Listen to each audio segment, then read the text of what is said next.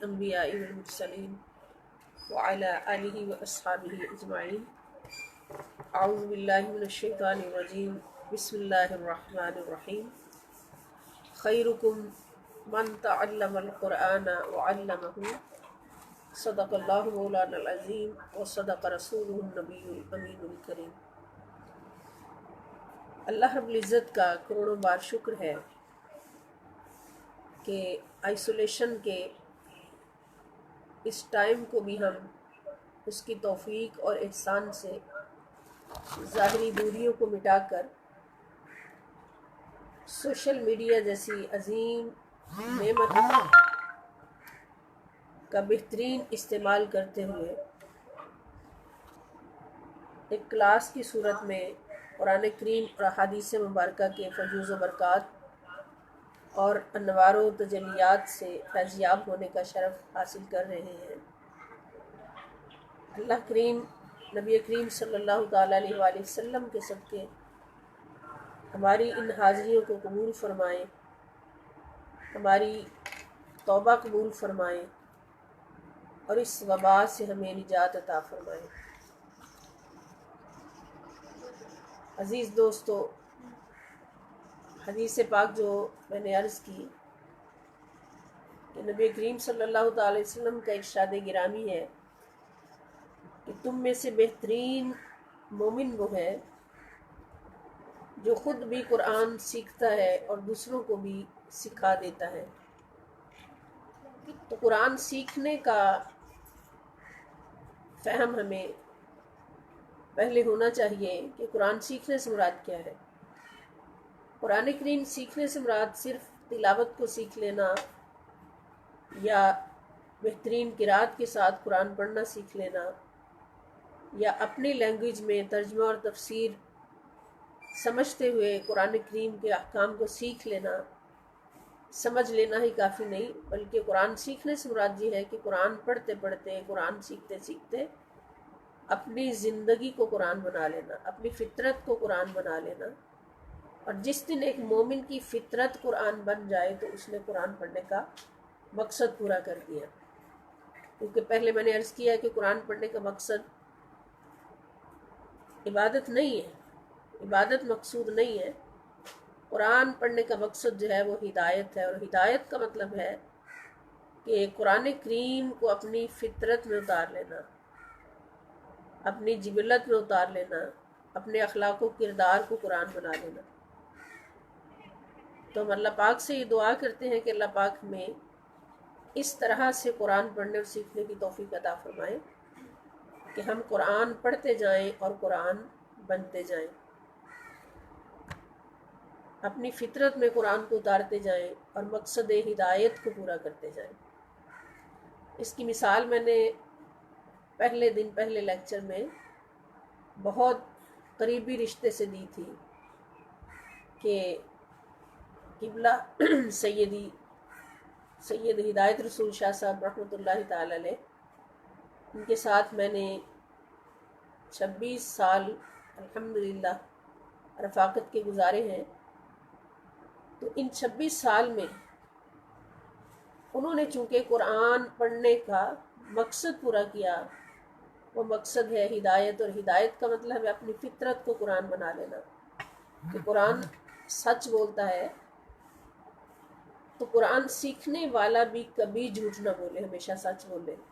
میں نے 26 سال کی رفاقت میں ایک جھوٹ بھی قبلہ سیدی رحمۃ اللہ تعالی علیہ کی زبان سے نہیں سنا. قرآن ہمیشہ محبت کا درس دیتا ہے، خلق خدا کے ساتھ جانثاری کا حکم دیتا ہے، خلق خدا کو خوش کرنے کا حکم دیتا ہے. تو میں نے اتنے سالوں میں ایک لفظ بھی کبھی ان کی زبان سے ایسا نہیں سنا جس سے کسی کا دل دکھا ہو. تو یہ مثال میں دے رہی ہوں جو میں نے اپنی زندگی میں بہت قریب سے دیکھی. تو ہمارا مقصد بھی قرآن پڑھنے کا یہی ہونا چاہیے کہ ہم قرآن پڑھتے جائیں اور قرآن ہماری فطرت میں اترتا جائے، ہماری فطرت قرآن بنتی جائے. اللہ پاک ہمیں اس کی توفیق عطا فرمائے. تو قرآن کریم چونکہ عربک زبان میں ہے، اور ہر زبان دوسری زبان والے کو قرآن سمجھنے کے لیے اپنی زبان میں اس کا ترجمہ سیکھنا پڑتا ہے۔ تو اسی مقصد کے لیے ہم یہ کلاس لگاتے ہیں، جمع ہوتے ہیں، کہ ہم بھی قرآن کریم کو اپنی لینگویج میں سمجھیں تاکہ اس پر عمل کرنا ہمارے لیے آسان ہو جائے۔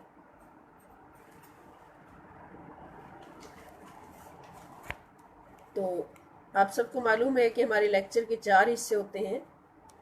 پہلا حصہ قرآن کریم میں کثیر الاستعمال الفاظ ہیں کچھ جن کو ہم سمجھتے ہیں تاکہ بار بار آئیں، تو ان کا ترجمہ ہمیں ایک ہی بار یاد ہو چکا ہو۔ اور دوسرا حصہ ایک حدیث شریف کا ترجمہ تفسیر پڑھنا، اس کی مضامین کو سمجھنا اور اس کو زبانی یاد کرنا، کیونکہ جس نے 40 احادیث حفظ کر لی زندگی میں تو نبی کریم صلی اللہ تعالیٰ علیہ وسلم کی طرف سے اس کے لیے خوشخبری ہے کہ اس کو قیامت کے دن فقہاء کی صف میں شامل کیا جائے گا، فقیہ بنا کر اٹھایا جائے گا، اور نبی کریم صلی اللہ علیہ وسلم کا وعدہ ہے کہ اس کی شفاعت بھی فرمائیں گے قیامت کے دن، اور اس کے حق میں گواہی بھی دیں گے۔ اور تیسرا پورشن ہمارا جو ہے وہ ایک چھوٹی سورت کو ترجمہ کے ساتھ حفظ کرنا ہے، اور چوتھا پورشن جو ہے وہ بڑی صورتیں قرآن کریم کی جو ہم نے سلیبس میں لی ہیں ان کا ترجمہ تفسیر اور مضامین کو سمجھنا، اور سب سے بڑھ کر یہ کہ جو کچھ پڑھا ہے اس سب پر عمل کرتے ہوئے اپنی زندگی کو سجانا، روشن بنانا، منور کرنا۔ تو پہلا پورشن ہم لیتے ہیں آج کے اس لیکچر میں، جس میں ہمارے پاس آج 2 الفاظ ہیں۔ پہلا لفظ ہے خلق، خا لام قاف نقطے والی قاف، خلق، اس کا مطلب ہے کہ اس نے پیدا کیا، یعنی کس نے پیدا کیا؟ اللہ تعالیٰ نے پیدا کیا، اس نے پیدا کیا۔ واحد مذکر غائب کا صیغہ ہے فعلہ کی وزن پر۔ یہ پہلے دن میں نے بتایا تھا کہ فعلہ، فعلہ، فعولہ، اس وزن پر جو بھی صیغہ آئے وہ فعل ماضی کا پہلا صیغہ ہوتا ہے۔ تو خلق کا فعل ماضی ہے، واحد مذکر غائب پہلا صیغہ ہے، اس کا مطلب ہے پیدا کیا، اس نے پیدا کیا۔ تو اس کا روٹ جو ہے وہ خلق، خا لام قاف، جس کا مطلب ہے پیدا کرنا، الخلق پیدا کرنا۔ تو اس سے جو مزید الفاظ نکلتے ہیں اور صیغے نکلتے ہیں اور پورے قرآن میں استعمال ہوتے ہیں، ان میں ایک ہے خالق۔ خالق، خالق جو ہے یہ فاعل کے وزن پر، اس میں فاعل، اور فاعل کس کو کہتے ہیں؟ کام کرنے والے کو۔ خالق کا مطلب ہے پیدا کرنے والا، اور پیدا کرنے والا کون ہے؟ اللہ رب العزت، خالق کائنات۔ اور اس سے دوسرا لفظ نکلتا ہے خلقنا۔ خلقنا، اینڈ پہ نہ ہو تو یہ میں نے کئی بار آپ کو بتا دیا ہے کہ اس کا مطلب ہوتا ہے ہم، نا جمع متکلم کی ضمیر ہے، ہم، تو خلقنا پیدا کیا ہم نے، یہ فعل ماضی میں جمع متکلم کا صیغہ ہوگا کہ ہم نے پیدا کیا۔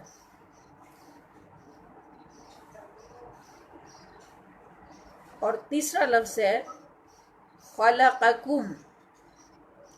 خلقکم، اس نے پیدا کیا تمہیں، یعنی اللہ نے پیدا کیا تمہیں۔ خلق یہ واحد مذکر غائب ماضی کا صیغہ ہے، اور کم، یہ کل بھی میں نے آپ کو بتایا تھا کہ کم جو ہے یہ جمع مذکر حاضر کی ضمیر ہے، جیسے ہم کہتے ہیں السلام علیکم، لیکن اس کو مذکر و مؤنث دونوں جب جمع ہو تو دونوں کے لیے اکٹھے استعمال کر سکتے ہیں۔ اور واحد کے لیے جب ہم کسی واحد شخص کے لیے کم کا صیغہ استعمال کرتے ہیں تو وہ ادب کے لیے ہوتا ہے، جیسے ہم کسی کو سلام کرتے ہیں، ہم کہتے ہیں السلام علیکم، تو وہ ادب کے لیے جمع کا صیغہ استعمال کرتے ہیں۔ تو خلقکم پیدا کیا تمہیں. اسی طرح اگر خلقہم ہو، ہم کی ضمیر کل آپ نے پڑھی تھی، اس کا مطلب ہے وہ، یعنی انہیں پیدا کیا انہیں. تو خلق کے مطلب ہے پیدا کرنا، اور خلق فعل ماضی ہے، اس نے پیدا کیا. خالق فاعل کے وزن پر آتا ہے، تو فاعل پیدا کرنے والا. اور اسی کو جب ہم مخلوق میں بدلتے ہیں، مخلوق کا صیغہ لاتے ہیں مفعول کے وزن پر، تو مفعول ہوتا ہے جس کو پیدا کیا جائے. تو جس کو پیدا کیا جائے وہ مخلوق ہے. اس لیے جو کچھ بھی اللہ پاک نے پیدا کیا اس کو ہم کیا کہتے ہیں؟ مخلوق. اللہ کو کہتے ہیں خالق، اور جس کو پیدا کیا اس کو کہتے ہیں مخلوق. تو یہ لفظ بحمد اللہ تعالیٰ سب کو سمجھ آ گیا ہوگا. اور یہ قرآن کریم میں 184 ٹائمز آتا ہے، 184 مرتبہ قرآن کریم میں استعمال ہوتا ہے اپنی مختلف صورتوں میں. اور زیادہ صورتیں جو آتی ہیں وہ جو آپ کو یہ بتا دی، خلق، خالقن، خلقنا، خلقکم. تو اس روٹ کے ساتھ جہاں بھی یہ آئے گا کسی بھی صیغہ کی صورت میں، تو اس کا بیسک معنی پیدا کرنا ہی ہوگا. اور دوسرا آج کا لفظ ہے ہمارا من. من جیسے کل ہم نے اعلیٰ پڑھا تھا، اعلیٰ حرف ہے، حرف جر ہے. حرف جر اس کو کہتے ہیں جو اپنے بعد آنے والے اسم کے آخر میں زیر کر دیتا ہے. جر زیر کو کہتے ہیں. تو جو بعد میں آنے والے اسم کے آخر میں زیر کر دے اس کو حرف جر کہتے ہیں. تو حروف جارہ جو ہے وہ 17 ہیں، ان میں سے ایک اعلیٰ آپ نے کل پڑھا ہے اور دوسرا ہے من. من کا مطلب ہے سے، اور یہ 3226 مرتبہ 3226 مرتبہ قرآن کریم میں یہ لفظ آیا ہے. تو ایک بار یاد ہو گیا تو 3226 الفاظ کا معنی آپ کو ایک ہی وقت میں یاد ہو گیا. اب اس من کو بھی جیسے اعلیٰ کو ضمیروں کے ساتھ ملا کے ہم نے پڑھا تھا، اسی طرح من کے ساتھ بھی کچھ نہ کچھ جڑے گا تو اس کا معنی جو ہے وہ پورا واضح ہوگا اور اس کی کوئی اہمیت ہوگی.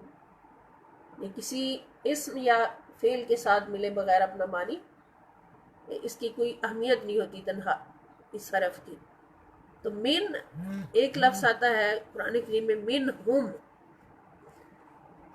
ہم یہ جمع مذکر غائب کی ضمیر ہے، یعنی وہ سب مرد یا وہ سب لوگ. تو من کے معنی ہے سے، تو اس کا مطلب ہوگا کہ ان سب میں سے. اب من جو ہے یہ یعنی بعض، جب یہ بعض کے معنی میں آتا ہے جیسے ایک گروہ ہے تو ان میں سے کچھ لوگ ایسے، جیسے ہم پڑھتے ہیں وَمِنَ النَّاسِ، کہ بعض لوگوں میں سے کچھ لوگ ایسے بھی ہیں، لوگوں میں سے کچھ لوگ ایسے بھی ہیں مَن يَقُولُ آمَنَّا بِاللَّهِ وَبِالْيَوْمِ الْآخِرِ، وہ منافقین کا جو ذکر اللہ پاک فرماتے ہیں. اور اس من کے معنی سے بھی ہوتا ہے، جیسے من البیت الی المدرسۃ، گھر سے مدرسہ تک. تو یہ من کے معنی سے بھی ہوتے ہیں، من کے معنی بعض بھی ہوتے ہیں، اور بھی معنی ہے. منہم ان میں سے، منکم کم کی ضمیر ہے جمع مذکر حاضر تم سب کے لیے. منکم تم میں سے، منہا ہا واحد مؤنث غائب کی ضمیر ہے، یعنی ایک اور مؤنث ہو اور غائب ہو، یعنی اس میں سے. جیسے قرآن کریم میں اللہ پاک فرماتے کہ وَمِنْهَا خَلَقْنَاكُمْ وَفِيهَا نُعِيدُكُمْ وَمِنْهَا نُخْرِجُكُمْ تَارَةً أُخْرَىٰ. کہ اسی زمین، ہا کی ضمیر جو ہے وہ زمین کی طرف ہے، زمین مؤنث ہوتی ہے الارض. تو منہا خلقناکم، اس میں سے ہم نے تمہیں پیدا کیا. وفیہا نعیدکم، اور اسی میں ہم تمہیں دوبارہ لوٹائیں گے، یعنی مرنے کے بعد جگہ وہی ملتی ہے انسان کو جہاں سے اس کی مٹی لگی ہوتی ہے، جہاں سے وہ پیدا ہوا ہوتا ہے۔ وَمِنْهَا نُخْرِجُكُمْ تَارَةً أُخْرَىٰ، اور اسی میں سے ہم تمہیں دوبارہ قیامت کے دن اٹھائیں گے۔ تو منہا، اس میں سے، تو یہ لفظ بھی اپنی مختلف صورتوں میں، یعنی صورت تو اس کی من ایک ہی ہے، اور مختلف حالتوں میں یہ استعمال ہوتا ہے قرآن کریم میں، اور 3226 مرتبہ۔ یہ بھی انشاءاللہ امید ہے یاد رہے گا، یہ دونوں الفاظ خلق اور من۔ اور دوسرا پورشن ہمارا حدیث پاک نمبر 4 ہمارے سلیبس میں سے، حدیث نمبر 4 نبی کریم صلی اللہ تعالی علیہ وسلم کی حدیث پاک، عن معاویہ رضی اللہ تعالی عنہ قال سمعت النبی صلی اللہ تعالی علیہ وسلم یقول من یرید اللہ بہ خیرا یفقہہ فی الدین وانما انا قاسم واللہ یعطی۔ سبحان اللہ۔ عن معاویہ رضی اللہ تعالیٰ عنہ، حضرت معاویہ رضی اللہ تعالیٰ عنہ سے روایت ہے، قال، آپ فرماتے ہیں، سمعت، یہ صیغہ آپ نے کل بھی پڑھا تھا، سمع سے، سمع کے معنی سننا، اور سمعت واحد متکلم کا صیغہ، میں نے سنا، النبی صلی اللہ تعالی علیہ وسلم، نبی کریم صلی اللہ تعالی علیہ وسلم کو، یقول، یہ فرماتے ہوئے، میں نے رسول اللہ صلی اللہ علیہ وسلم کو یہ فرماتے ہوئے سنا، من یرید اللہ، من، جو شخص، یرید، چاہتا ہے، اللہ، اللہ تعالی، بہی، اس کے ساتھ، خیرن، بلائی، کہ جس شخص کے ساتھ اللہ تعالیٰ بھلائی کا ارادہ فرماتا ہے، یعنی اللہ پاک کے ارادے میں یہ بات آتی ہے، اللہ پاک ارادہ فرماتے ہیں کہ فلاں شخص کو میں بھلائی عطا کروں۔ سبحان اللہ، وہ کتنا خوش نصیب شخص ہے۔ اللہ پاک ہمیں بھی اپنے کرم سے ان میں شامل فرمائے، نبی کریم صلی اللہ تعالی وسلم کے صدقے سے، کہ جو اللہ کے ارادے میں آئیں کہ اللہ پاک ان کو بھلائی عطا فرمائے۔ اللہ تعالیٰ جس کی بھلائی کا ارادہ فرماتا ہے تو حضور فرماتے ہیں یفقہ، تو اس کو سمجھ عطا کر دیتا ہے، اس کو فی الدین، دین کے معاملات میں، یعنی اس کو دین کے معاملات کی سمجھ عطا فرما دیتا ہے اللہ تعالیٰ، اس کے لیے اہتمام کر دیتا ہے کہ یہ دین کو سمجھے،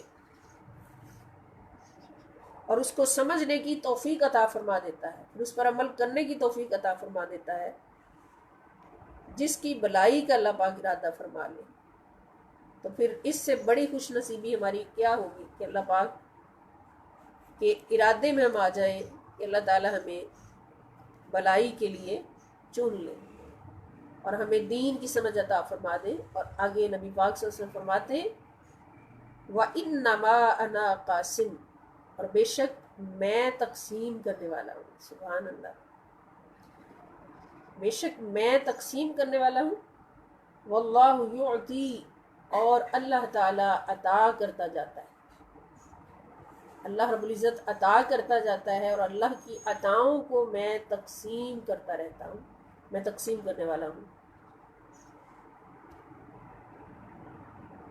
تو اس حدیث پاک کا معنی ہم نے سمجھ لیا، اور اس کی عظمت سمجھ لی کہ علم دین حاصل کرنے کی عظمت کیا ہے، کہ علم دین حاصل کرنے کی طرف اس وقت تک کوئی اللہ کا بندہ نہیں آتا جب تک وہ اللہ کے ارادے میں نہیں آتا۔ تو اللہ رب العزت کا ہم جتنا شکر ادا کریں کام ہے کہ جتنا بھی ٹائم ہمیں ملے علم دین حاصل کرنے کے لیے تو ہم اس کو اویل کریں، اور آج کل تو ہمارے پاس بہت ٹائم ہے۔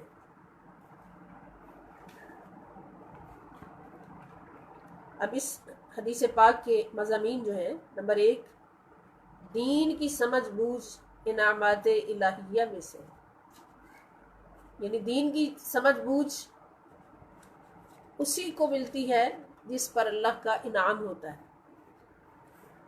یہ اللہ تعالیٰ کا بہت بڑا انعام ہے دین کی سمجھ حاصل ہو جانا، اور اس کی ہم مثالیں لاکھوں دیکھ سکتے ہیں اس کائنات میں، کہ جن پر اللہ کا انعام ہوا ان کو سب سے پہلے دین کی سمجھ ملی، اور ان کی زندگیاں، ان کی فطرت دین بن گئی، اور پھر جب وہ دنیا میں رہے یا دنیا سے گئے تو اللہ کا وعدہ فَلَهُمْ أَجْرٌ غَيْرُ مَمْنُونٍ، کہ وہ دنیا میں بیٹھے ہیں یا قبر میں ہیں، ہر صورت ان کے اوپر اللہ کی رحمتوں کا موسلادھار بارشوں کی طرح نزول ہے، اللہ کی نعمتوں کا نزول ہے۔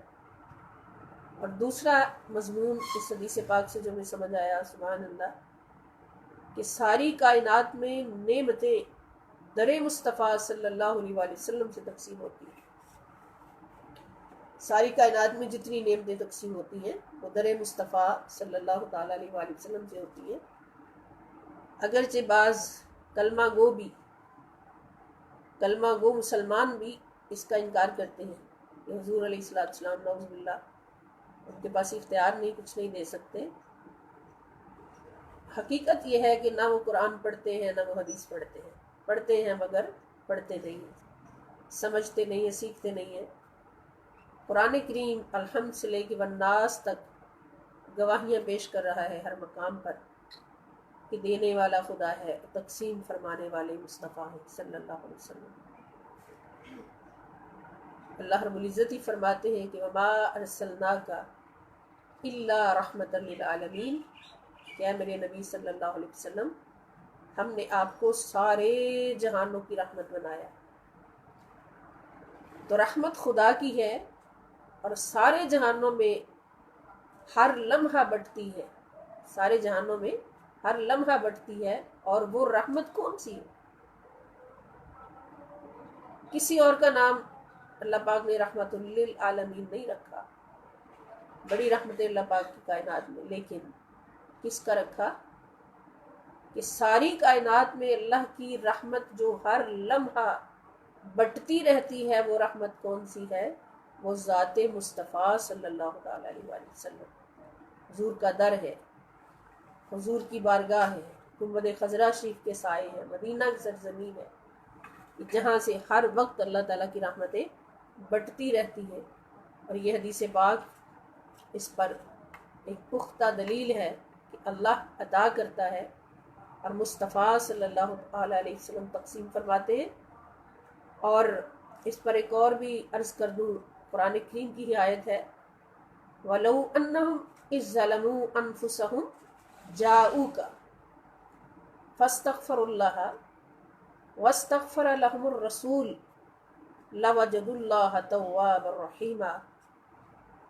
اللہ کریم اپنے حبیب صلی اللہ تعالیٰ علیہ وآلہ وسلم کو عطاؤں کے خزانے عطا فرماتے ہوئے فرما رہے ہیں کہ میرے حبیب، بخشنا بھی میرا کام ہے، گناہوں کو معاف کرنا بھی میرا کام ہے، لیکن کس طریقے سے؟ فرمایا لو انہم اذ ظلموا انفسہم، کہ ان کو پیغام دے دیجیے اپنی امت کے تمام انسانوں کو اور مسلمانوں کو اور مومنوں کو کہ جب بھی اپنی جانوں پر ظلم کر بیٹھے، وَلَوْ أَنَّهُمْ إِذْ ظَلَمُوا أَنفُسَهُمْ جَاءُوكَ، تو کہیں اور نہ جائیں، کعبہ بھی موجود ہے، صفا مروہ بھی موجود ہے، اللہ کی بے شمار نشانیاں موجود ہیں، اللہ کے گھر موجود ہیں، مگر کہاں آئیں کہ جاؤکا، آپ کے پاس آ جائیں، آپ کی خدمت میں آ جائیں، آپ کے در پہ آ جائیں، آپ کی بارگاہ میں آ کے بیٹھ جائیں، آپ کے قدموں میں آ کے بیٹھ جائیں، اور یہاں آ کر کیا کریں کہ یہاں بیٹھ کر یہ کہیں کہ فاستغفر اللہ، پھر اللہ سے معافی مانگیں، یہ گواہی دیں کہ یا اللہ ہم در مصطفیٰ صلی اللہ علیہ وسلم پہ بیٹھے ہیں، پہنچ گئے ہیں، اب ہمیں معاف کر دے، فاستغفر اللہ، اللہ سے معافی مانگے۔ لیکن محبوب اس وقت تک معاف نہیں کرتا جب تک تو ان کی حاضری نہیں لگوا دیتا، تو یہ گواہی نہیں دے دیتا کہ یا اللہ یہ میرے امتی یہ گناہ گار میرے پاس آئے ہیں بخشش لینے کے لیے، تو میں سفارش کرتا ہوں کہ تو ان کو بخش دے۔ فاستغفر لهم الرسول، اللہ تعالیٰ نے شرط لگائی ساتھ کہ بندے فقط تیرے معافی مانگنے سے، اگرچہ تو مدینہ کی سرزمین پر آ جائے، در مصطفیٰ صلی اللہ علیہ وسلم پہ پہنچ جائے، حضور کے قدم میں بیٹھ جائے اور معافی مانگنا شروع کر دے، کہہ دے کہ مولا میں یہاں آ گیا ہوں، تو نے بلایا، لیکن اس وقت تک میں نہیں بخشتا گناہوں کو جب تک میرا محبوب محمد مصطفیٰ صلی اللہ علیہ وسلم تیری شفاعت کے لیے اور تیری سفارش کے لیے رحمت کے ہاتھ نہیں اٹھاتے اور میری بارگاہ میں دعا نہیں فرماتے۔ فاستغفر لهم الرسول، واضح اللہ کا ارشاد ہے، اس وقت بخشتا ہوں جب میرا نبی بھی اے گناہ گاروں تمہاری سفارش کرتا ہے، شفاعت کرتا ہے۔ تو یہ شفاعت کیا ہے؟ ہمارے گناہوں کی بخشش کی اللہ تعالیٰ سے شفاعت کیا ہے؟ خدا کی قسم یہی تو وہ خیرات ہے جو مصطفیٰ بانٹتے ہیں، یہی تو وہ خیرات ہے جس کے بارے میں حضور نے فرمایا کہ انما انا قاسم واللہ یوکی۔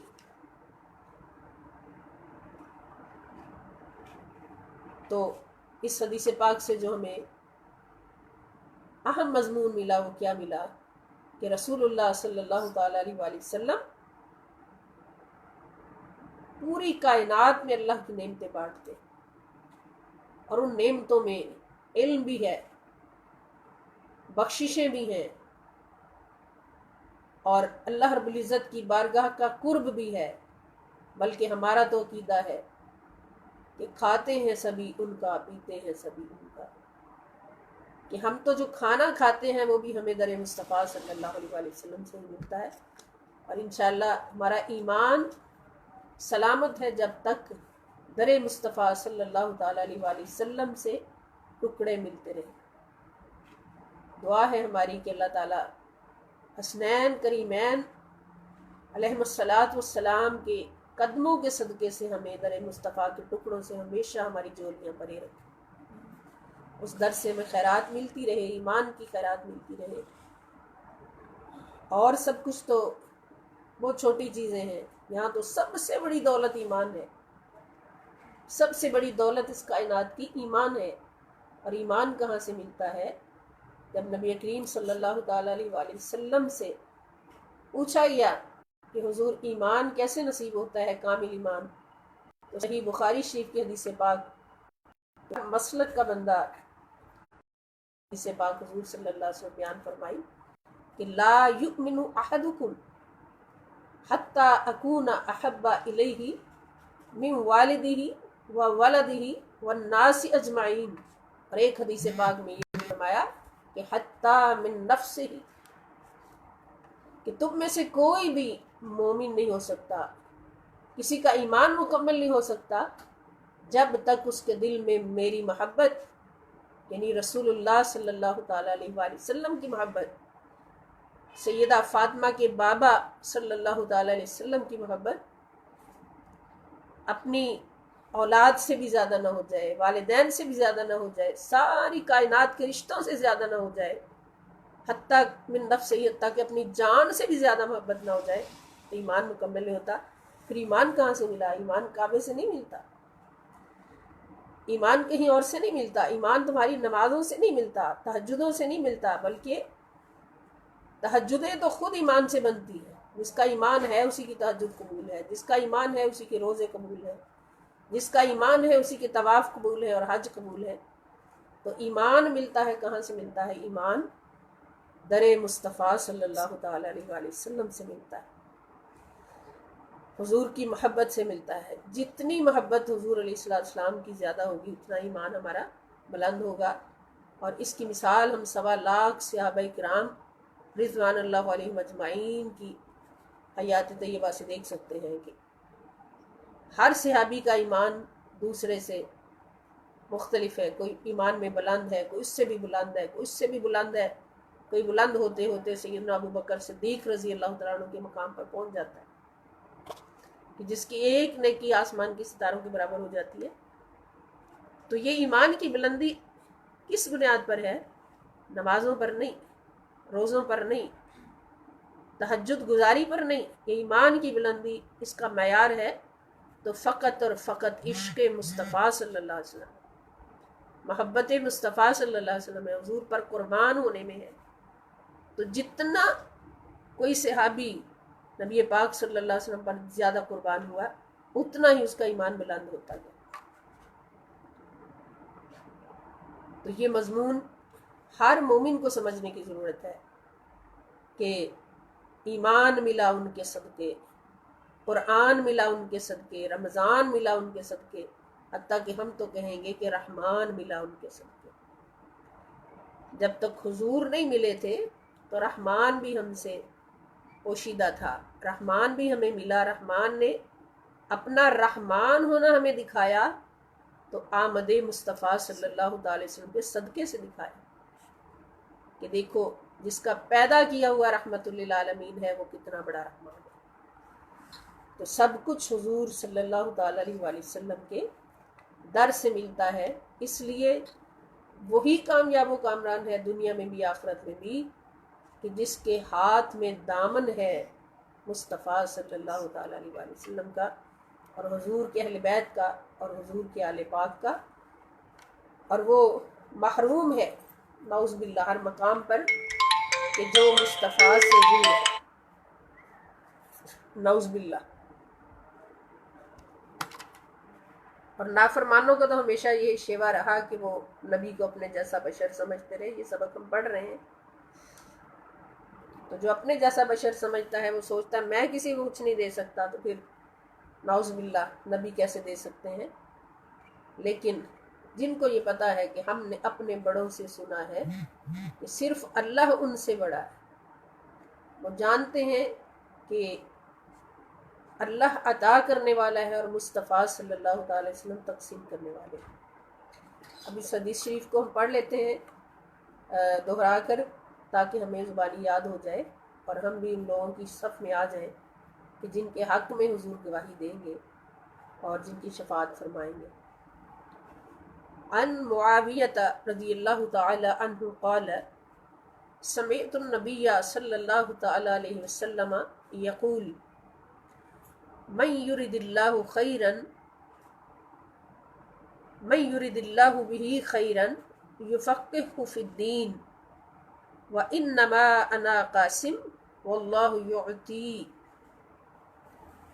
عن معاویہ رضی اللہ تعالی عنہ قال سمعت النبی صلی اللہ تعالی علیہ وسلم یقول من یرد اللہ به خیرا یفقهہ فی الدین وانما انا قاسم واللہ یعطی۔ عن معاویہ رضی اللہ تعالی عنہ قال سمعت النبی صلی اللہ تعالی علیہ وسلم یقول من یرد اللہ به خیرا یفقهہ فی الدین وانما انا قاسم واللہ یعطی۔ اللہ پاک ہمیں یاد رکھنے کی توفیق عطا فرمائے۔ یہ چاروں حدیث مبارکہ جو اب تک یاد ہو چکی ہیں ان کو بار بار پڑھیں بھی سارا دن جب فارغ ٹائم ہو، بہت فارغ ٹائم ہے آج کل، اور ایک دوسرے کو سنائیں تاکہ یہ ازبر ہو جائیں اور پھر بھولے نہیں۔ تیسرا پورشن ہمارا سورۃ المعون، قرآن کریم کے 30ویں پارے میں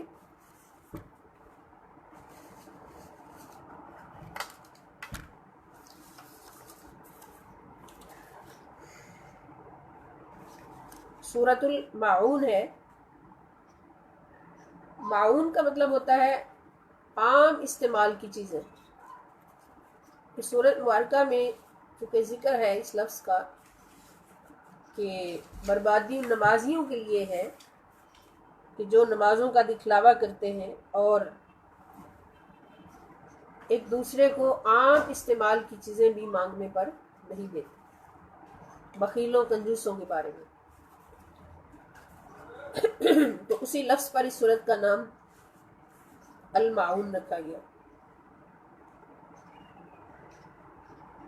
اچھا، یہ جو سلیبس آپ کے پاس پہنچا ہے اس میں جو چھوٹی صورتیں ہم پڑھتے ہیں ان کے بارے میں جتنی بھی انفارمیشنز ہیں وہ ساری نوٹ ہیں، ان کو بھی ہم نے یاد رکھنا ہے کہ سورت کا نام المعون ہے، اس میں الفاظ 25 ہیں، سورت کا نمبر 107 ہے، اس کی آیات 7 ہیں، اس میں حروف 125 ہیں، اس کا دور نزول مکی ہے، یعنی مکہ میں نازل ہوئی ہے، اس میں رکوع 1 ہے اور اس میں سجدہ کوئی نہیں ہے، پارہ نمبر ہے 30۔ یہ ساری معلومات بھی ہر صورت کے بارے میں دی ہوئی ہے، تو ان کو یاد رکھنا بھی کوشش کریں گی ساری یاد رہے۔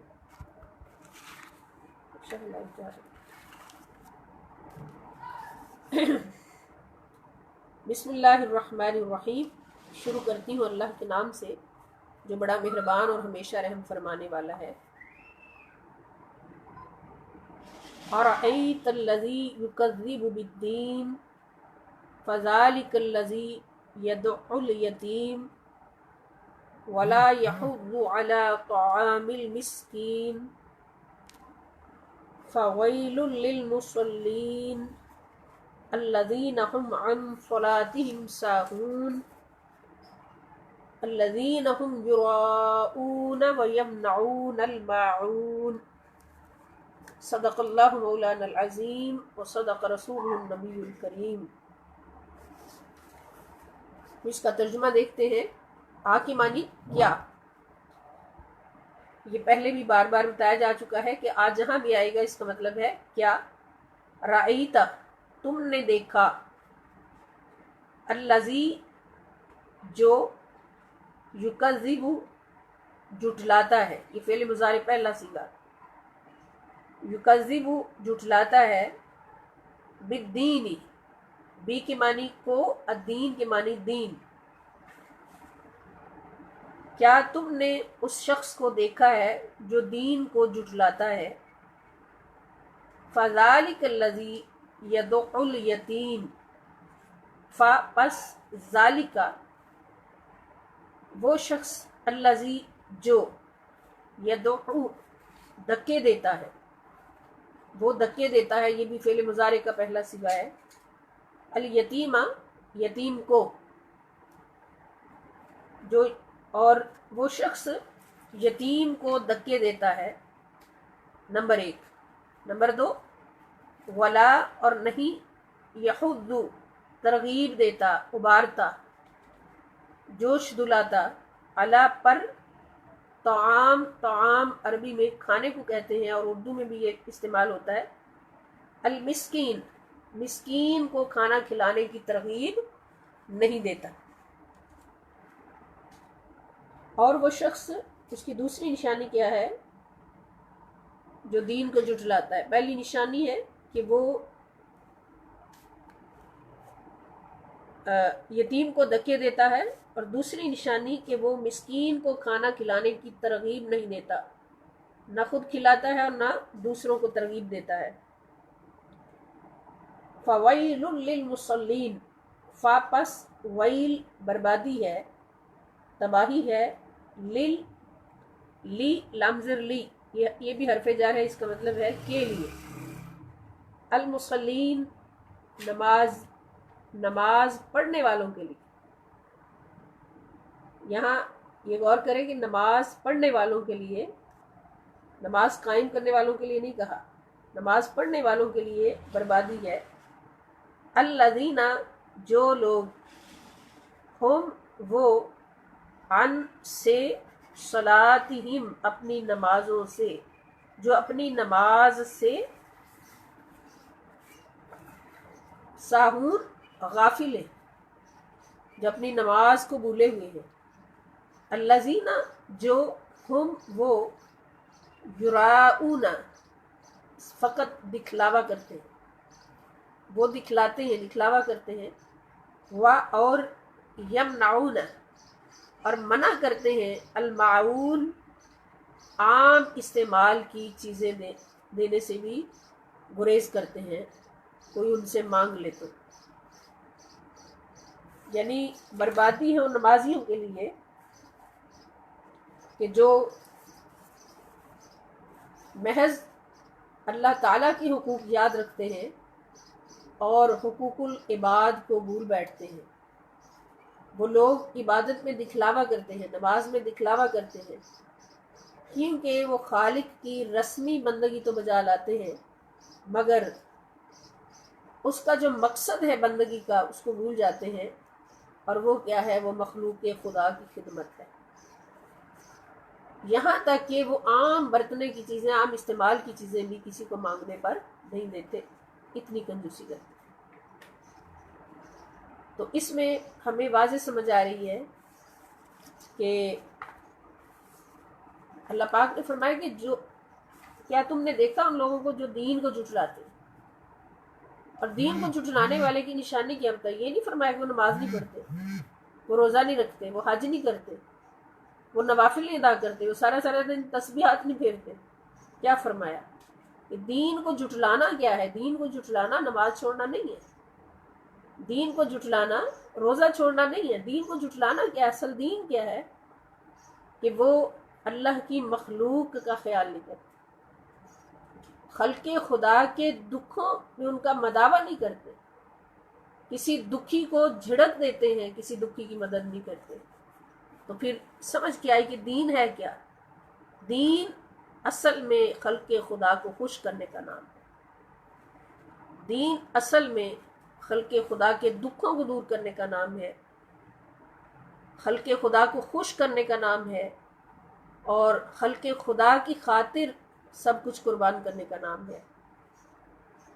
جس نے اللہ کی مخلوق کو خوش کر لیا اس نے اللہ کو خوش کر لیا، یہ اللہ کا وعدہ ہے۔ نبی پاک صلی اللہ تعالی علیہ وسلم فرماتے کہ اگر تم چاہتے ہو کہ تمہاری کوئی تکلیف دور ہو، تم اللہ کی مخلوق کی تکلیفوں میں سے کسی کی تکلیف دور کر دو۔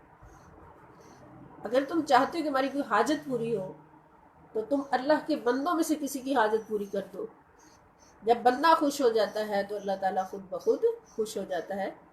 اس سے ہمیں پتہ چلا کہ معاملات کا سلسلہ عبادات کے سلسلے سے افضل ہے۔ عبادت بندہ صرف اپنے لیے کرتا ہے، اور معاملات میں وہ خلق خدا کے ساتھ اپنا بہترین تعلق جوڑتا ہے، اپنے اخلاق عالیہ کے ساتھ خلق خدا کو خوش کرتا ہے، ان کی ضروریات کو پورا کرتا ہے۔ اس پر حدیث قدسی بھی نبی پاک صلی اللہ علیہ وسلم فرماتے ہیں قیامت کے دن اللہ تعالیٰ کسی سے پوچھیں گے کہ میں بھوکا تھا تو نے مجھے کھانا نہیں کھلایا، میں پیاسا تھا تو نے مجھے پانی نہیں پلایا، میں بیمار تھا تو نے میری عیادت نہیں کی۔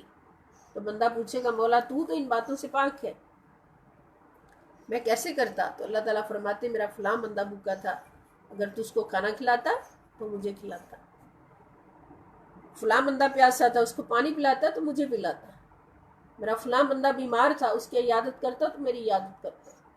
تو اللہ تعالیٰ ہمیشہ خوش ہوتا ہے۔ تو کب خوش ہوتا ہے؟ جب اللہ کے کسی بندے کو ہم خوش کرتے ہیں، اللہ کی مخلوق میں سے کسی کو خوش کرتے ہیں، اور ساری زندگی کی گناہگار اور طائفہ عورت کو اللہ تعالیٰ بخش بھی دیتے ہیں اور اپنی دوستی کا پیغام بھی بھیجتے ہیں۔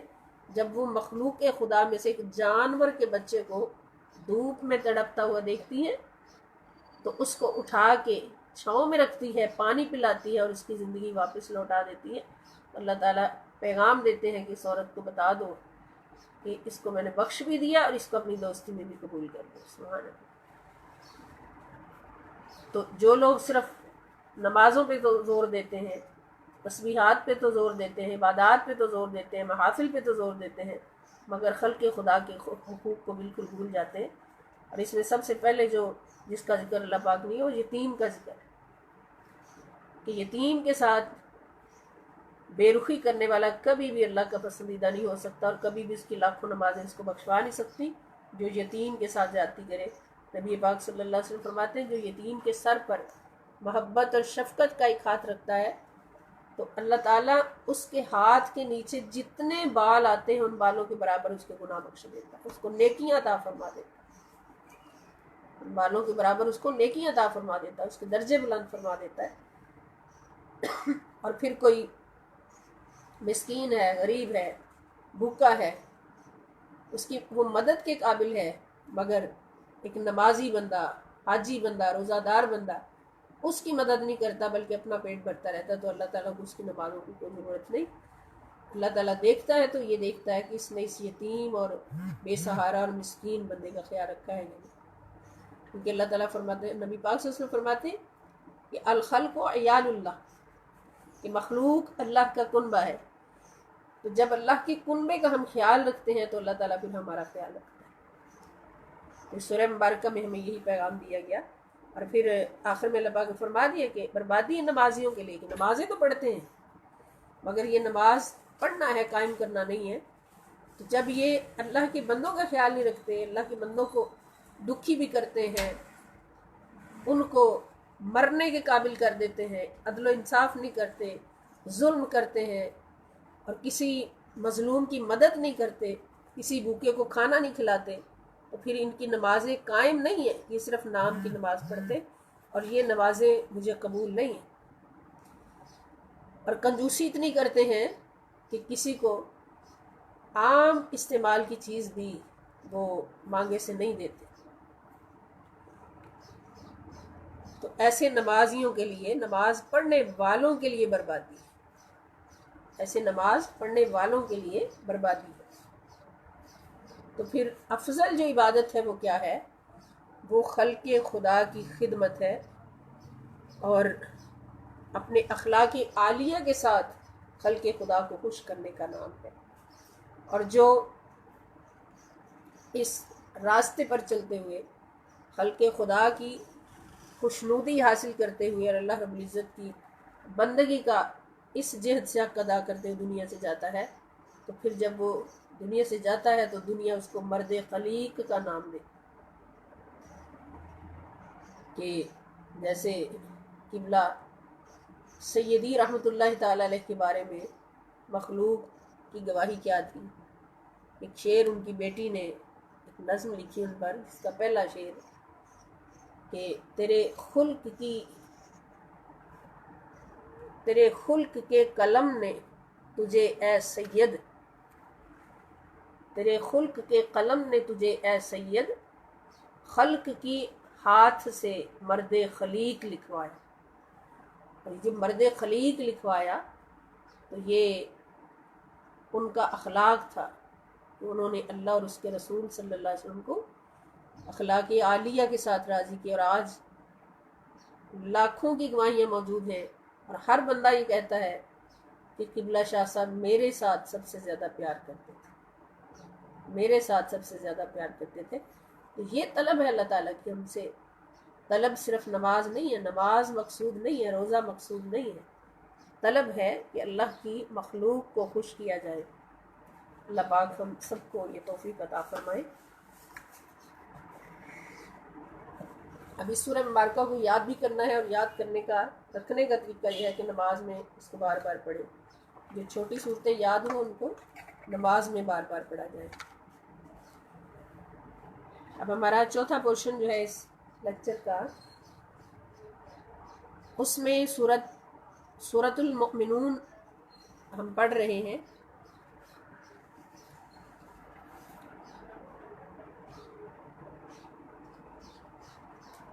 سورۃ المؤمنون میں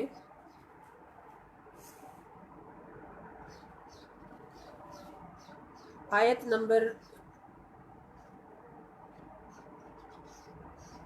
31، آیت نمبر 30 تک ہم نے پڑھا تھا، 30 تک، اور 31ویں آیت آج ہم نے پڑھنی ہے. بسم اللہ الرحمن الرحیم. ثم انشأنا من بعدهم قرنا آخرین. اس سے پہلے جو ہم نے پڑھا ہے، سب سے پہلے مومنین کی صفات ہیں، 6 صفات جو انشاءاللہ یاد ہوگی، ان سب کو نافذ بھی ہوگی ان کی زندگی میں. اور اس کے بعد حضرت نوح علیہ السلام کی قوم کی نافرمانی اور پھر ان پر سیلاب کا عذاب، موسلادھار بارش اور سیلاب کے عذاب میں قوم کو غرق کیا گیا، کیونکہ انہوں نے نبی کی نافرمانی بھی کی، نبی کی تعظیم نہیں کی، نبی کی بات نہیں مانی. تو جنہوں نے نبی کی دعوت کو قبول کیا اور اللہ کے نبی کے ساتھ رہے، تو اللہ پاک نے ان کے لیے ایک بڑی کشتی بنوا کر ان سب کو سوار بھی کروایا اور اپنی رحمت سے بچایا. اور جنہوں نے نبی کا ساتھ نہیں دیا اگرچہ ان کا بیٹا ہی تھا تو ان سب کو اللہ پاک نے عذاب میں غرق فرمایا۔ اس سے ہمیں پتہ چلا کہ ہر جہان میں کامیابی فقط انہی کو ملتی ہے، اس دنیا میں آخرت میں، جو اپنے نبی کے ساتھ ہوتے ہیں، نبی کی دعوت کو قبول کرتے ہیں، نبی کی تعظیم کرتے ہیں، اور کبھی بھی نبی کو اپنے جیسا بشر نہیں سمجھتے۔ ہم نے پڑھا ہے کل بھی کہ ہر قوم جس نے نافرمانی کی، قوم کے سرداروں سے نافرمانی شروع ہوئی، اور ان کے پاس جو دلیل تھی نافرمانی کی، سب سے پہلے یہ کہ یہ تو ہمارے جیسا بشر ہے، اور دوسرے یہ کہ اپنی برتری ہمارے اوپر لانا چاہتا ہے اور ہمیں غلامی میں لینا چاہتا ہے، تو ہم اس کے غلام نہیں بنیں گے۔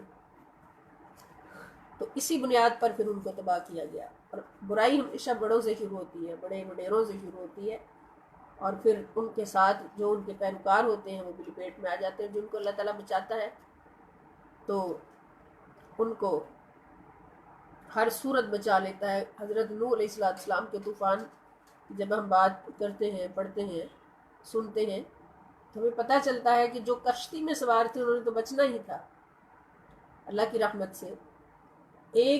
اس دور میں ایک بوڑھی اماں ایسی تھی کہ جو حضرت نوح علیہ السلام سے بہت محبت کرتی تھی، مومنہ تھی، کاملہ تھی، ولیہ تھی۔ تو اس کو حضرت نوح علیہ السلام نے فرما دیا کہ عذاب آنے والا ہے، سیلاب آئے گا اور سب کو بہا کے لے جائے گا، تو آپ کو میں نے اپنے ساتھ رکھنا ہے۔ اس نے کہا ٹھیک ہے، جب عذاب آنے لگے تو مجھے اپنے ساتھ لے لیں، لیکن سیلاب آ گیا، عذاب آ گیا، سب کچھ ختم تباہ ہو گیا۔ تو حضرت نوح علیہ السلام نے نہ اس کو ساتھ لیا تھا اور نہ ہی وہ آئی تھی۔ تو ایک دن بیٹھے بیٹھے یاد آیا کہ وہ اماں بوڑھی کا پتہ نہیں کیا حال ہوگا۔ جب اس کے ٹھکانے پہ گئے تو اپنی جھونپڑی میں بیٹھی ہوئی، اور اس نے پہلا سوال یہ کیا کہ حضور وہ عذاب کب آنا ہے جو آپ نے فرمایا، وہ سیلاب کب آنا ہے جو آپ نے فرمایا تھا؟ تو آپ نے مسکرا کے فرمایا کہ اماں وہ تو آگے بھی چلا گیا، تجھے پتہ ہی نہیں چلا؟ اتنی مجھے نہیں پتہ چلا۔ تو اللہ قادر مطلق ہے، جو نبی کے ساتھ ہوتے ہیں ان کو کشتیوں میں سوار کر کے بھی بچاتا ہے اور ان کو اپنی جھونپڑی میں بیٹھے بھی بچاتا ہے۔ جو ساتھ نہیں ہوتے وہ جودی پہاڑ پر بھی چڑھ جائیں تو ان کو بہا کے لے جاتا ہے، ان کو غرق کر دیتا ہے، کیونکہ اس کے سوا تو کوئی سہارا نہیں۔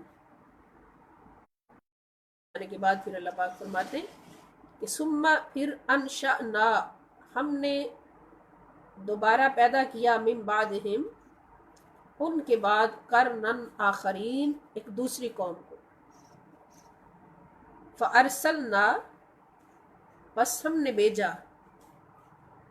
فیہم، ان میں، رسولاً، ایک رسول، منہم، یہ دیکھیں لفظ وہی آ گیا جو آج آپ نے پڑھا، منہم، من میں سے، ہم وہ، یعنی انہی میں سے ایک رسول بھیجا، یعنی شکل بشر میں، لباس بشر میں، ان اعبدوا اللہ، ان کے اعبدوا اللہ، اعبدو یہ بھی آپ لفظ پڑھ چکے ہیں کہ تم سب عبادت کرو اللہ تعالیٰ کی، یعنی اس نبی نے یہ کہا کہ تم سب اللہ کی عبادت کرو، ما لکم، نہیں ہے تمہارے لیے، من الہ، کوئی بھی معبود لائق عبادت، غیرہ، اللہ کے سوا، افلا تتقون، تو کیا تم نہیں ڈرتے؟ ہر نبی کی یہی دعوت ہوتی تھی کہ ایک اللہ کی عبادت کرو، یعنی بیسیکلی ہر نبی نے توحید کی طرف دعوت دی۔ وقال الملأ من قومه، وقال، اور کہا، الملأ، سرداروں نے، من قومه، آپ کی قوم میں سے، الذین، وہ لوگ، کفروا، جو کافر تھے، یعنی وہ سردار جو کافر تھے انہوں نے یہ کہا، وکذبوا، اور وہ جھٹلاتے تھے، بلقاء الآخرۃ، آخرت کی ملاقات، لقاء کی معنی ملاقات، الآخرتی، آخرت کی، ملاقات کو وہ جھٹلاتے تھے. وَأَطْرَفْنَاهُمْ، اور اطرفنا یہ طرف سے ہے، تارافا طرف، اس کے معنی ہوتے ہیں خوشحالی، نعمتوں کی کثرت ملنا. اور ہم نے ان کو بہت خوشحال کیا تھا. اطرفنا، ہم نے ان کو بہت خوشحالی عطا کی تھی، ہم ان کو فی الحیات الدنیا، دنیا کی زندگی میں، یعنی دنیا کی زندگی میں مال و دولت کی کثرت کے ساتھ ہم نے ان کو بہت زیادہ خوشحالی عطا فرمائی تھی. انہوں نے کہا، یعنی کہ وہ وڈیرے تھے اور بہت زیادہ مال و دولت کی کثرت ان کے پاس اللہ کی عطا سے، تو انہوں نے کہا کہ ما ھذا الا بشر مثلکم، ما نہیں ھذا یہ الا مگر بشر ہے، مثلکم تمہاری مثل. اب دیکھیں ان کا بھی یہی تھا کہ نبی تمہاری مثل ایک بشر ہے. اور ہم سب کو یاد ہے، آپ سب کو یاد ہوگا کہ سب سے پہلے یہ بات شیطان نے کی تھی. یہ شیطان کا جملہ ہے جو دنیا کے بڑے بڑے شیاطین اس کو دہراتے ہیں کہ نبی کو اپنے جیسے، یہ تو بشر ہے اور میں آگ سے بنا ہوں، یہ مٹی سے بنا ہے. تو سب کا یہی سب سے پہلے سوال ہوتا تھا کہ ما ھذا الا بشر مثلکم، کہ یہ تو صرف تمہاری طرح کا بشر ہے. یاکلو، اور دلیل کیا دیتے ہیں کہ کھاتا ہے، مما اسی میں سے جو تاکلون تم کھاتے ہو، جو کچھ تم کھاتے ہو وہی کھاتا ہے. یشربو، اور پیتا ہے، مما تشربون اسی میں سے جو تم پیتے ہو، یعنی تمہارے جیسا ہی کھانا پینا یہ لیتا ہے. تو پھر اس کو ہم کیسے اپنا سردار مان لیں، اپنا نبی مان لیں. وَلَئِنْ، اور اگر اطعتم بشرا مثلکم انکم اذا لخاسرون، وَلَئِنْ، اور اگر اطعتم اطاعت سے، تم اطاعت کرو گے، بشرن ایک بشر کی، مثلکم جو تمہاری مثل ہے، انکم بے شک تم، اذا لخاسرون پھر تم نقصان اٹھانے والے بن جاؤ گے. تم ضرور خسارہ اٹھاؤ گے، نقصان اٹھاؤ گے اگر تم اپنے ہی جیسے بشر کی اطاعت کرو گے. یہ سرداران قوم جو ہیں وہ سب کو یہ سمجھا رہے ہیں اور دلائل کے ساتھ کہ نبی کو ماننا نہیں ہے، نعوذ باللہ من. اور یہ قوم عاد یا قوم سمود کا ذکر ہے. یعیدکم انکم اذا متم وکنتم ترابا وعظاما انکم مخرجون. پھر کہتے یعیدکم، کیا یہ تم سے وعدہ کرتا ہے، انکم کہ بے شک تم، اذا جب متم مر جاؤ گے، وکنتم ترابا اور تم مٹی بن جاؤ گے، وعظاما اور بوسیدہ ہڈیاں بن جاؤ گے، انکم مخرجون تو بے شک تمہیں دوبارہ نکالا جائے گا، دوبارہ پیدا کیا جائے گا، اٹھایا جائے گا.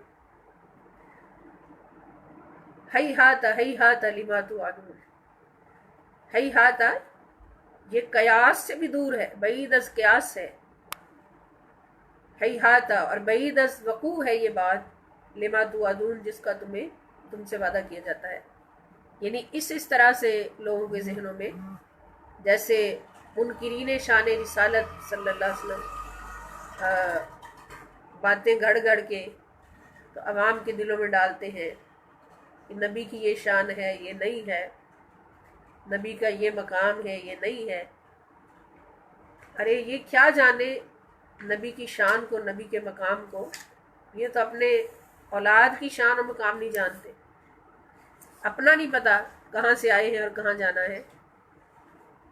تو شان اور مقام تو وہی بتا سکتا ہے جس نے بنایا ہو. ایک عام دنیا کی چھوٹی سی چیز لے لیں، اس کو بھی وہی سمجھا سکتا ہے، اس کی مقام کو بھی اور اس کے میٹیریل کو بھی اور اس کی جو بھی مقام ہے اس کو وہی سمجھا سکتا ہے جس نے اس کو بنایا ہے. جس نے بنایا نہیں وہ کبھی بتا ہی نہیں سکتا کہ یہ چیز کہاں سے آئی، کیسے بنی، اس میں کیا کیا مٹیریل لگا اور اس کی عظمت و شان کیا ہے۔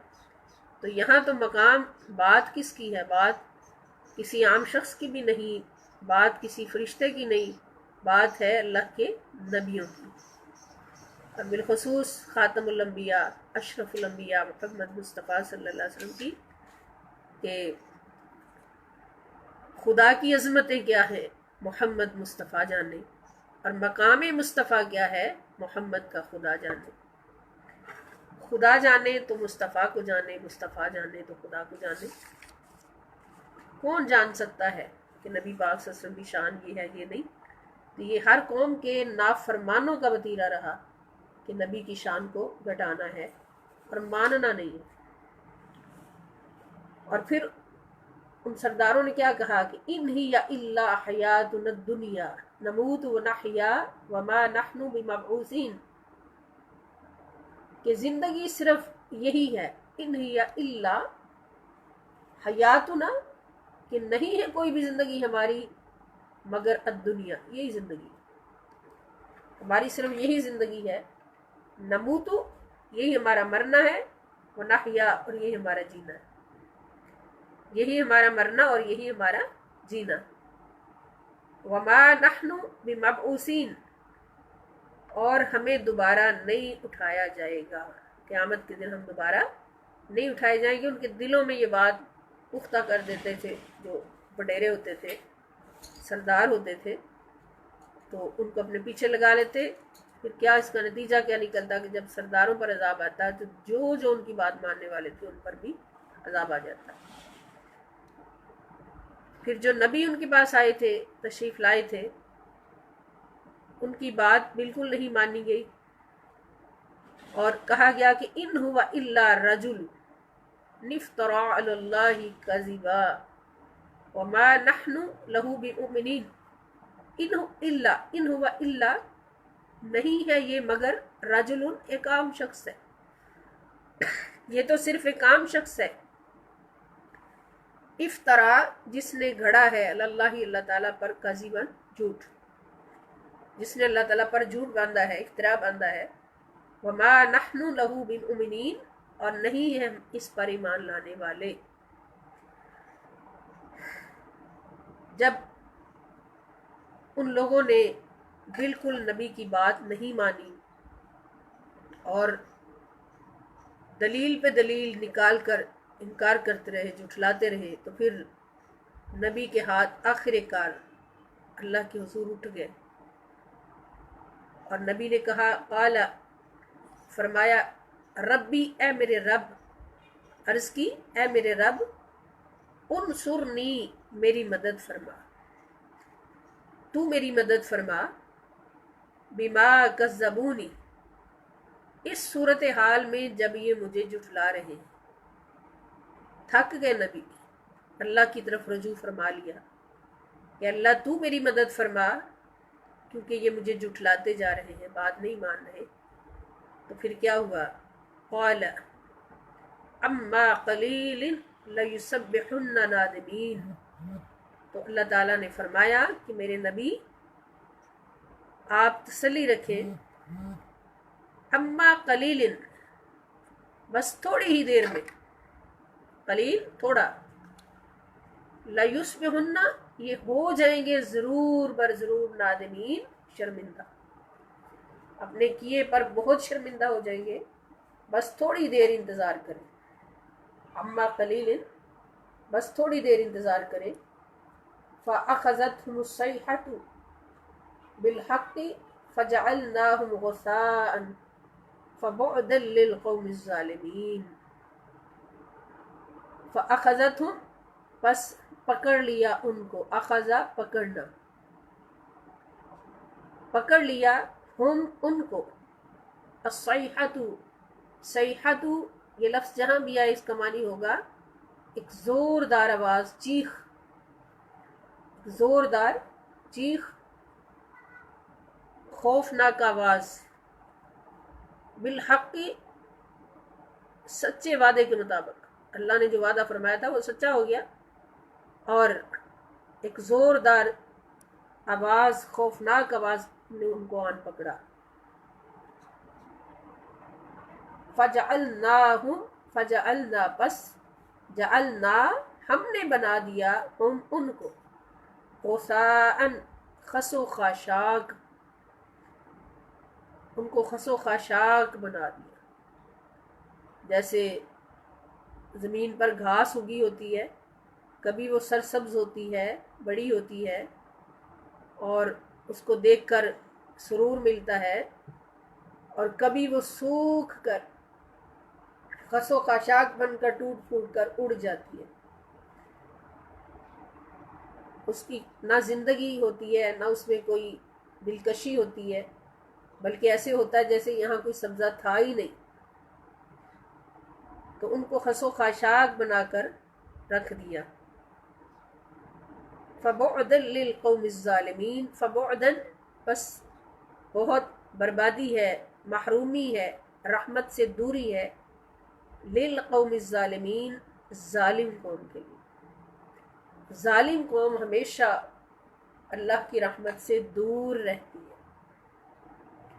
اب یہاں پر ہمیں نالج میں یہ بات ہونی چاہیے کہ ہر نبی کی امت نے جب نبی کو ستایا، بات نہیں مانی، ظلم کیے، تو نبی نے اللہ کی بارگاہ میں ہاتھ اٹھا دیے، ان کے حق میں بد دعا کر دی.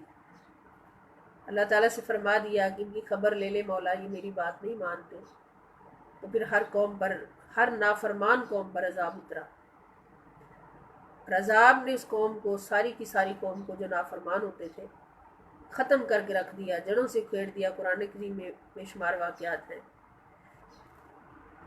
لیکن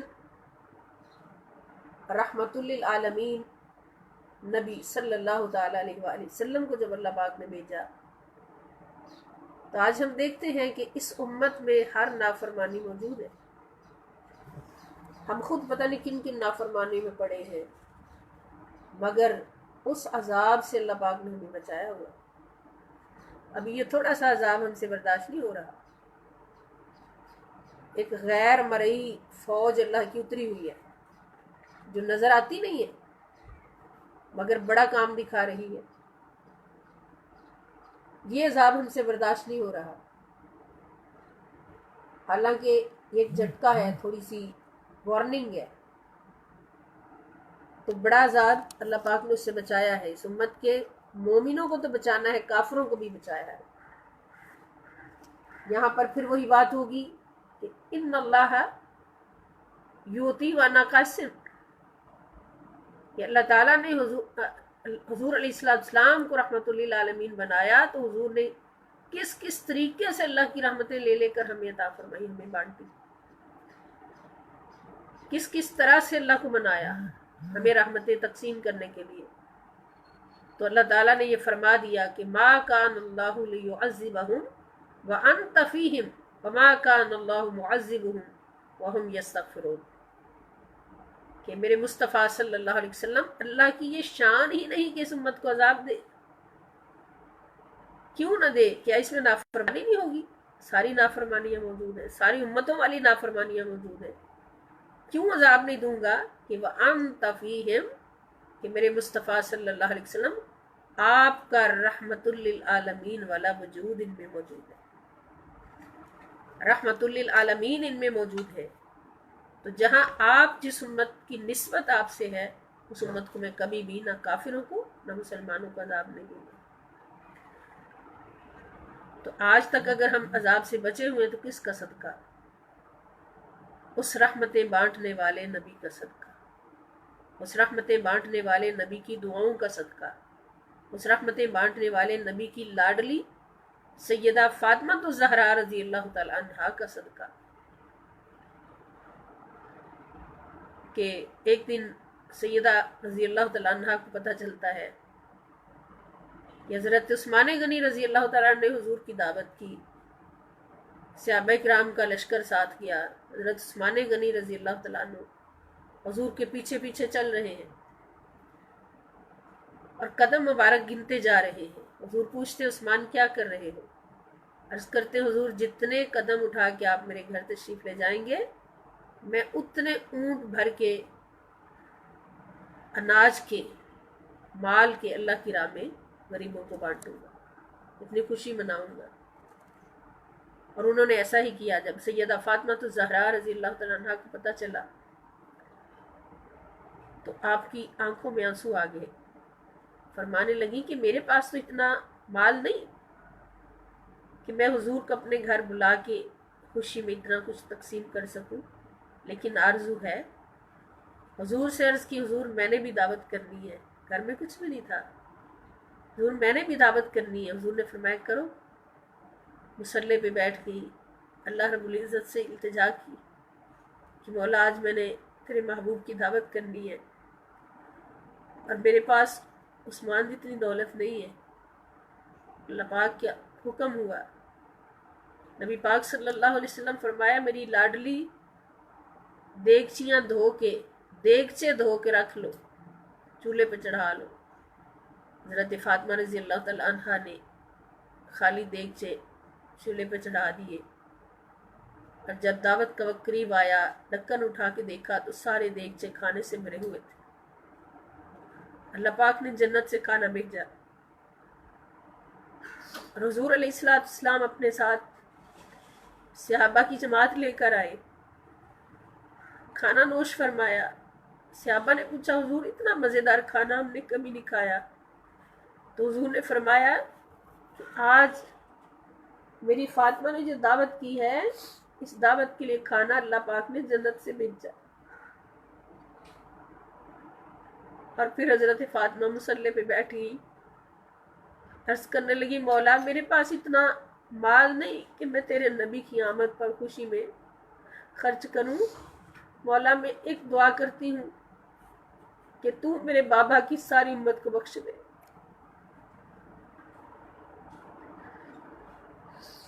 میرے بابا کو سب سے زیادہ فکر اس امت کی بخشش کی ہے، تو میں فاطمہ الزہرا تیری باندی تجھ سے دعا کرتی ہوں کہ میرے بابا کی امت کو بخش دے۔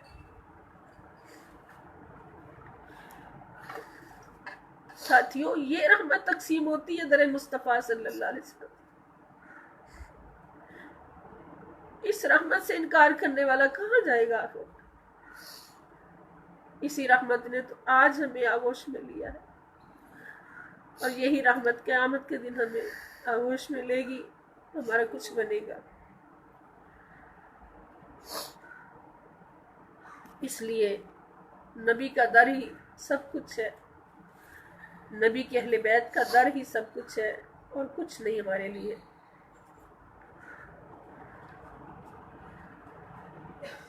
اللہ پاک ہمیں سمجھنے کی اور اس پر پورا پورا عمل کرنے کی توفیق عطا فرمائیں۔ حضرت سیدہ فاطمہ الزہرا رضی اللہ تعالی عنہا کے نقش قدم پر چلنے کی ہمیں توفیق عطا فرمائیں۔ ہماری وہ بیٹیاں، ہمارے وہ بیٹے جو اس دور کی غلاظتوں کا شکار ہیں، اس سوشل میڈیا کو برائی کے لیے استعمال کرتے ہیں، گندگی کے لیے استعمال کرتے ہیں، اللہ پاک سے التجا کرتے ہیں کہ مولا ان بیٹوں اور بیٹیوں کو بھی اپنی رحمت میں لے لے، ان کے لیے بھی بھلائی کا ارادہ فرما کہ ان کو بھی اپنی رحمت کی آغوش میں لے لے۔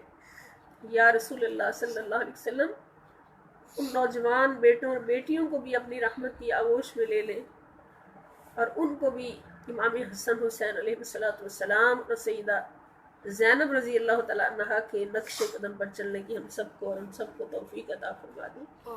ہمیں جو اولادیں دی ہیں اللہ پاک ان کو ہمیں سجانے اور سیدہ فاطمہ کی باندیاں بنانے کی ہمیں توفیق عطا فرما۔ ہمارے یا الا البلاغ۔